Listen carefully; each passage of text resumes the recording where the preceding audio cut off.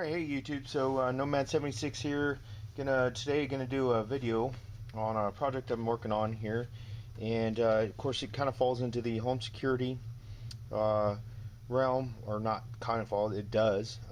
To tackle a problem I've had with the fact that living in a rental and trying to install cameras that I already have, basically saving myself. There's a lot of systems out there you can go and buy, but I don't want to, like I said, I don't want to get extensive about installing a wired system in my current home, and I have two cameras that basically have been not in use since I've lived here. So after just doing a little research, I found there were some wireless systems, but you're looking to spend for a good quality system about $300 to $400 for all the components, at least two cameras and the recording device.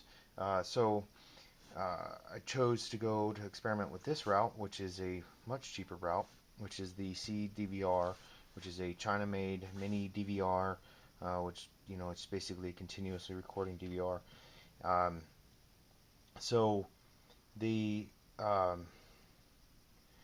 Just to start off with it, little specs, you can see here its size is not fairly small. It has a 12 volt input, which I'm a little mixed about, but we'll see how that works out for me. And then your video in and video out, and then of course that has of course your yellow is your out, and then the white is your power to your cameras, but I have that hooked up differently here, just to have it on the bench to test it out and figure out the ins and outs of the system before you install it. You can see here the flashing red light means it's recording. It records to a micro SD card slot right there. It's labeled TF, and then you see you have a function button, and we'll go into some of that in a little bit. Reset button over here, and then the green light is also a kind of a fault indicator light. Right now being steady, everything's good. And then the SW, which is kind of a functions feature. So it will support up to a 32 gig SD card, micro SD. Currently I just have an 8 in there because it was what I had, one of the ones I had laying in the drawer.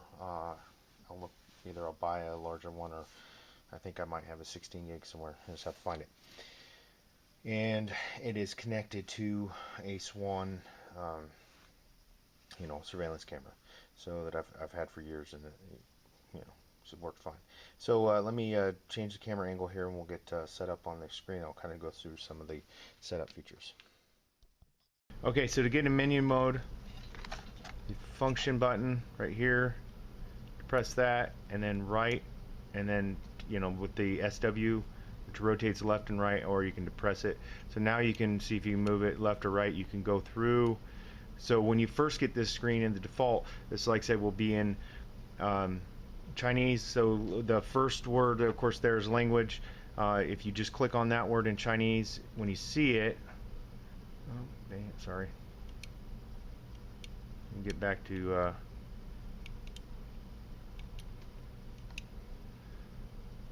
okay, so you'll see obviously English is selected there. So I don't know what the other one is. And then you can go through your date time, your record modes, like I have it in mixed or motion detection, so on and so forth. TV mode, that's where you go in and select either power, NTS or NTSC, and then of course exit. Oops, sorry, select. And then and like I said, to select, you do press that rotating switch like that. Okay, so now we're back into there. So that, just to give you guys some ideas, after maybe I'll do a second part to this video series after I get to play with it a little bit more and actually install the camera, and see how it works in the different modes. I'll do a little later review on how the system. Alright guys, to wrap up, it I said for $28.99, I believe. It off of eBay, locally shipped out of a U.S. warehouse, so it only took 4 or 5 days to get here. I think it's worth messing around with and seeing how well it works. I'll go into the next video. I'll go into how I end up choosing to mount it. This one will probably route through outside of the garage, so the camera will be facing into the driveway. So this will be internal in the house, so it won't be that hard to hook up to a power source. And then and it'll be a little more secure as far as for from tampering with. The one I have out back, the camera's already mounted. I'm thinking about looking at there's a couple waterproof boxes you can get from well, the ones I saw were at Lowe's, so they could install this inside of, and maybe a small sealed lead acid 12-volt battery as a power supply. Something I maybe only have to charge every 2 months or something like this, especially if I have it set up on where it's not recording constantly. It probably won't use that much power.